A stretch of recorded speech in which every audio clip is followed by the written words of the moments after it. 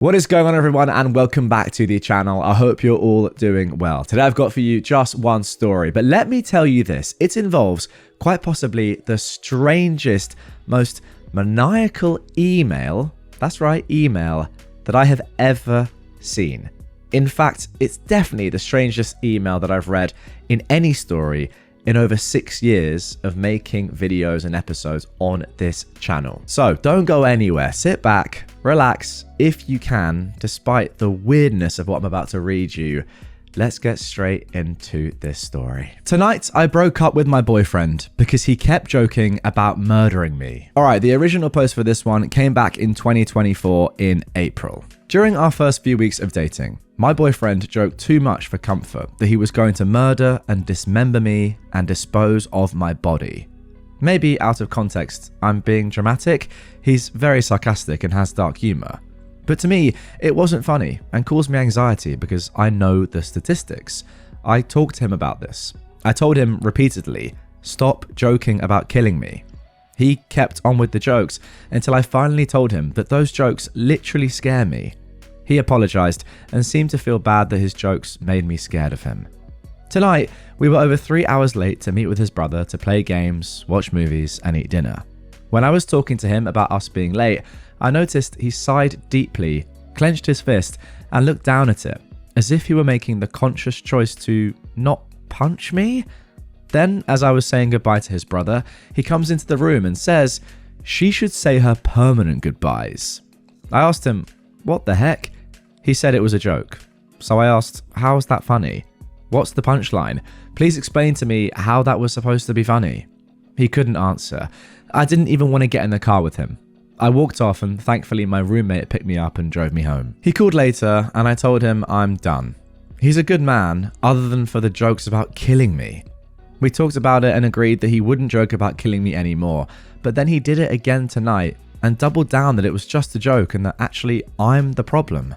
I started telling him again about how often women are killed by their husbands and boyfriends, and that's why the jokes bother me so much, but he interrupted me to say, F you. So I hung up and blocked him. All of this really sucks because my roommates say I should just talk it out with him and give him another chance because they can tell I really like him and he really likes me. But I've already done that. I thought we were past the homicide jokes.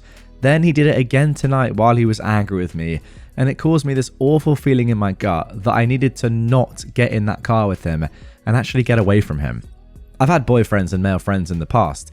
None of them have ever made jokes about murdering and dismembering me, especially multiple times after I told them to stop. Have you had friends or boyfriends that make jokes like this? Where's the humor in it? And what would you do in this situation? Okay, so there we go. That is it for the first post. Let's jump straight into the comments and see what the people of Reddit said. Somebody said, and this was the top comment, you've already given him chances. He agreed to change, then he broke his word. So not only is he verbally abusive and potentially violent, he also breaks his word. You did nothing wrong. There's no humor in what he said, and abusers frequently excuse their abuse in the two ways he did. First, they say it was a joke. If you don't accept that, they try to blame it on you. You don't want to become a statistic? Well, there are plenty of men out there who will never threaten to kill you. You've done exactly the right thing. Don't feel bad about anything you've done. My one piece of old women advice to you is to be very strict around dating men when it comes to threats. Joke or not, if a man threatens you in any way, tell him that if he does it again, it's over.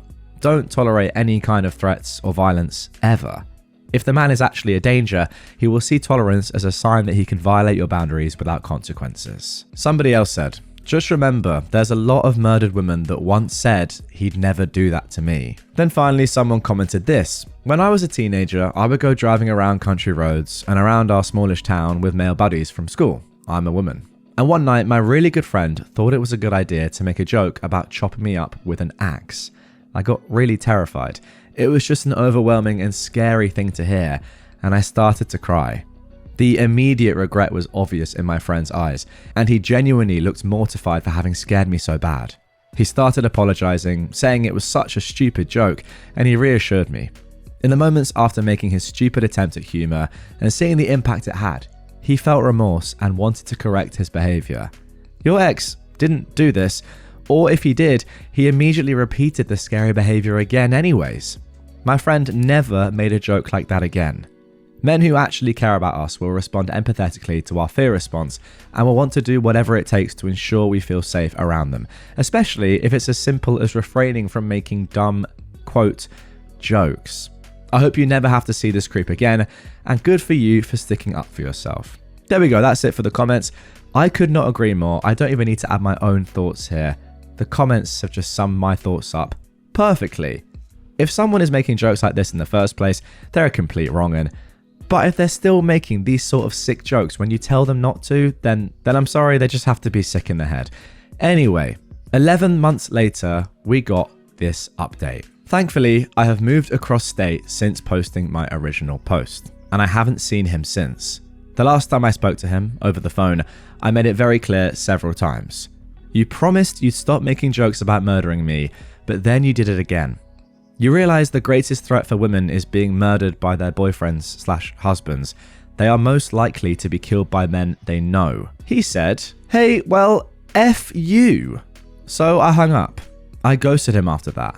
I blocked him on everything and I alerted my employer that if he showed up, he was a threat. However, he sent me an email in an attempt to, I don't know. I'll leave you to draw conclusions because I really can't make sense of it. This is the email he sent me. He says, Dear my name, spelled with 3 hashtags. He got my name wrong multiple times and it became a joke, which is what he's referring to here. I don't really know how to go about saying that I am empathetic, as I'm a me-pathetic mess. But I do feel I can understand and I have recognized. My actions have consequences. Clearly. I thought I was being reasonable. I gave you time and space.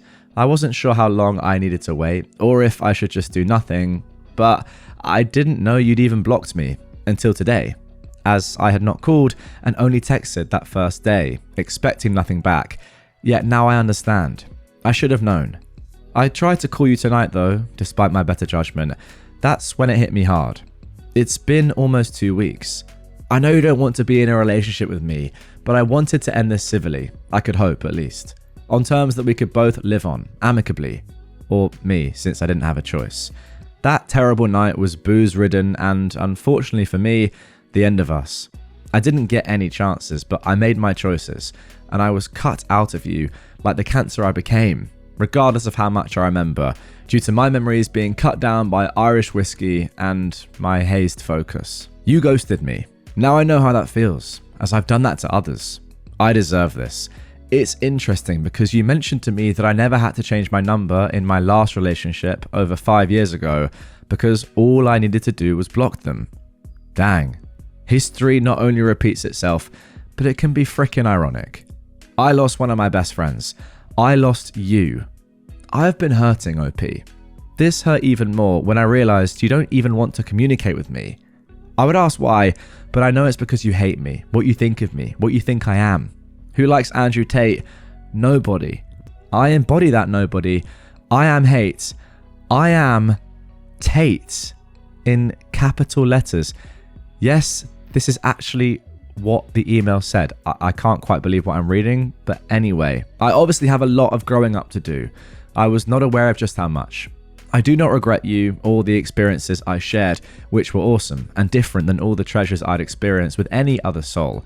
We had so much in common, and yet the few things we didn't shaped itself into a shadow that blocked our light, your light. I regret not realizing that perhaps. I was just not ready.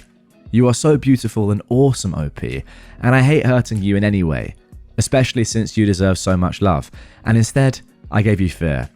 You, however, only gave me happiness. You made me feel wanted, so much so that it blindsided me. I haven't been that happy in a very long time, and maybe that's why I fell for you so hard and so fast, as I'd been in the dark for years, and your essence got me as high as a kite. I could see the sky for once. I was flying. I'd been grounded since I'd lost my wings a few years ago, and it showed. I started sinking in the sands of time, in bottles, in gates drowned by my fears. My brother lost a friend because of me. I lost because of me. I may be a good person that does bad things, but I did a bad thing to a good person. It scares me to think that when we do, and it will inevitably happen as it's a small town, run into each other, you will fear me. And I will fear you. I don't want that. But I made my grave, and I suppose I need to sleep in it. I will not call you again, as I did tonight, as much as I want to. You can always call me, but I'm aware that is about as real as my dreams coming true. I've respected your space.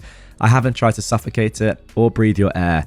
I just wanted to bury myself with a little dignity today, considering that I must be public enemy number one. I'm embarrassed to admit that running into your roommates or even co-workers makes me feel uncomfortable.